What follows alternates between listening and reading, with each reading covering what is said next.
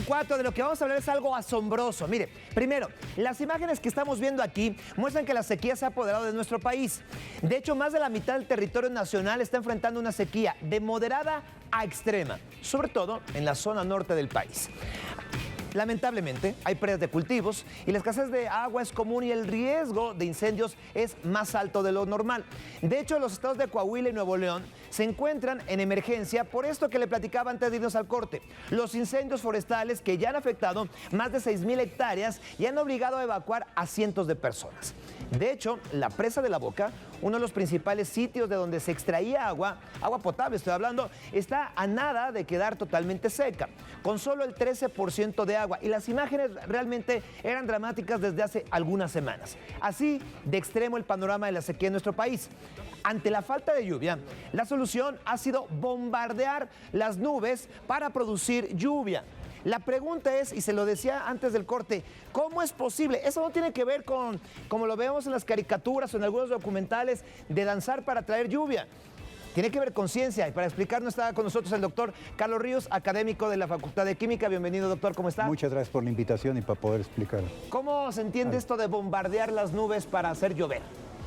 Sí, cuando hay escasez de lluvia, una de las formas que se ha encontrado, y esto ya lleva mucho tiempo, de hecho la primera lluvia artificial se realizó en Nueva York en 1946, sí. O sea, ya ha pasado algo de tiempo al respecto, utilizándose hielo seco, CO2. Sí. En la actualidad se ha visto de que lo mejor que puede utilizarse para generar lluvia es el yoduro de plata. ¿Por qué el yoduro de plata? Aquí tengo una...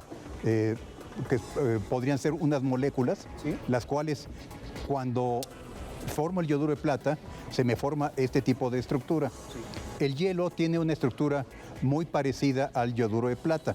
Entonces, sobre la superficie del yoduro de plata se va a pegar una molécula de hielo, ¿sí? Y va a empezarse a aglutinar diferentes capas de hielo de las nubes.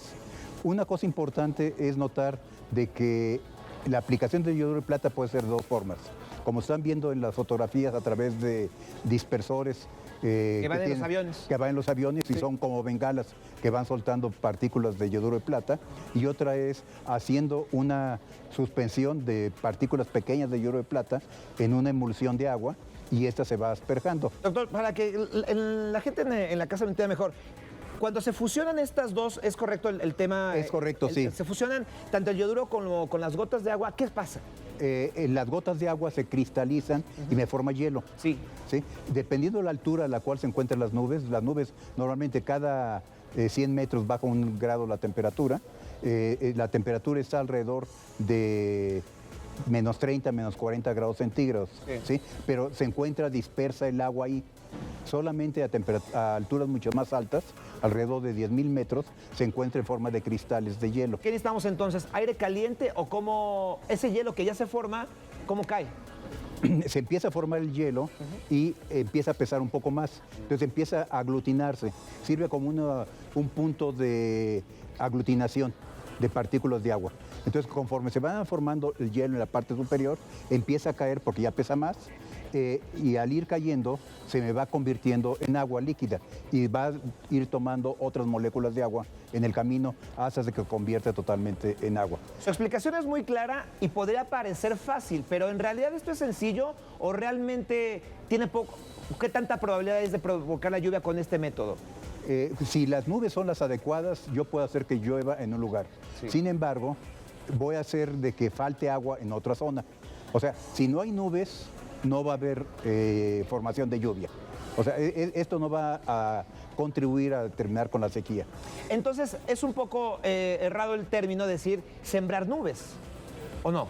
Porque no. Yo he leído que de pronto dicen, van a sembrar nubes, pero si no hay nube...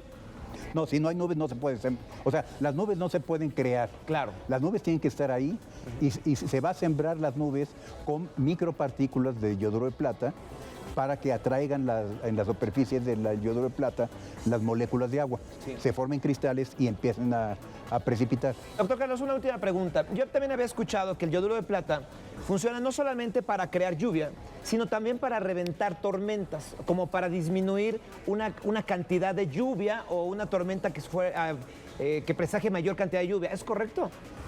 Parcialmente ha habido varios experimentos que se han hecho, pero no han sido del todo muy claros. ¿Sí? Sí. En el caso de huracanes ha sido un fracaso completo por la cantidad masiva que tiene de agua y de energía.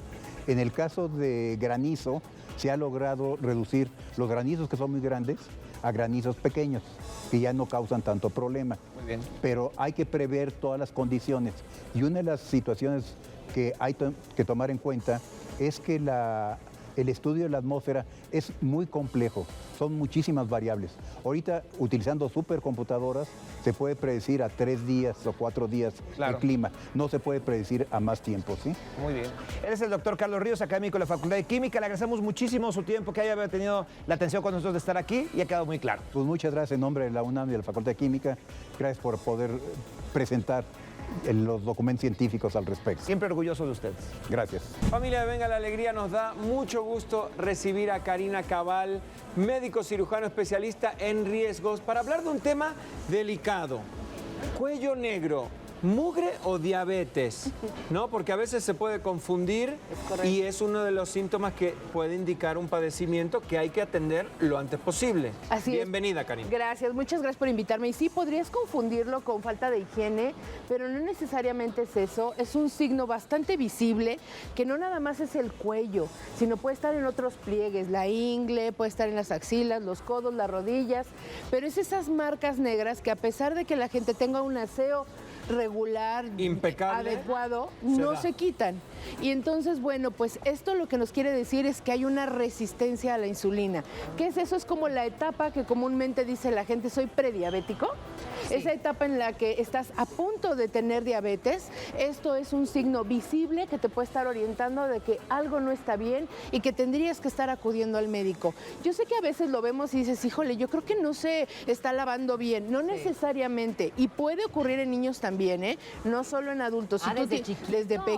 desde pequeños los niños podrían estar teniendo esto y hay que vigilarlos. Y si esto sucede, llevarlos al doctor para que les hagamos pruebas de sangre y nos podamos orientar. Pero no solamente la prediabetes o la resistencia a la insulina genera esto, sino también el síndrome de ovario poliquístico podría dar este signo visible de tener estas marcas o estos pliegues oscuros que aparte tienen una como textura. Si lo ves parece una textura como si fueran una especie de pliegues cutáneos como aterciopelados.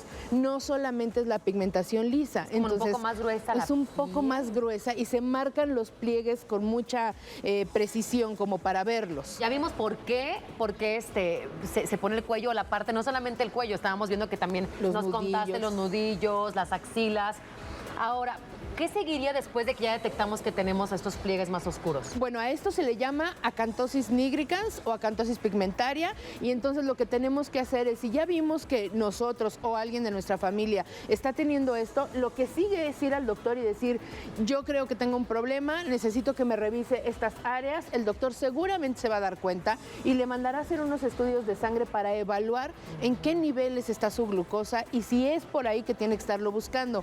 Y en el caso de las mujeres, hará una historia clínica ginecológica para saber si tenemos algún asunto de ovario poliquístico. Karina, es fundamental detectar a tiempo si fuera relacionado con el tema de la diabetes, porque cuanto antes uno sepa que lo tiene, más oportunidades tiene de tener mejor calidad de vida, tratamientos. Es correcto. ¿Qué seguiría a partir de La ahí? diabetes es una enfermedad crónico-degenerativa que no se cura, pero se puede controlar muy bien y que puedes tener una calidad de vida extraordinaria. ¿De qué depende? Del diagnóstico preciso, oportuno, y que empieces a hacer cambios realmente grandes en tu vida, sobre todo a nivel de la alimentación, el ejercicio y otras cuestiones, a veces medicamento, pero generalmente le decimos a las personas, cuando ya aparecen signos como este, que es visible, necesitamos cuidar al paciente para evitar que llegue a un punto en el que ya está deteriorada su salud metabólica de manera importante. Atentos entonces con los niños también en casa, por lo que También. dices, hay que estar pendientes de cualquier señal. En México somos uno de los principales países con la obesidad infantil y la obesidad está íntimamente relacionada con la diabetes. Una última duda tengo. Ya sabemos que lo más importante es detectar a tiempo y actuar por la condición médica, pero ¿estas manchas se pueden quitar? ¿Se puede trabajar? Es muy probable que cuando empiecen a regular el consumo de sus azúcares y empiece a corregirse el metabolismo, se empiecen a disminuir. Pero si el paciente no se disminuye rápidamente, tenemos que ponerle alguna crema o algún otro tratamiento. Muchísimas gracias, Karina. Excelente información. No, hombre. A cuidarnos todos en casa.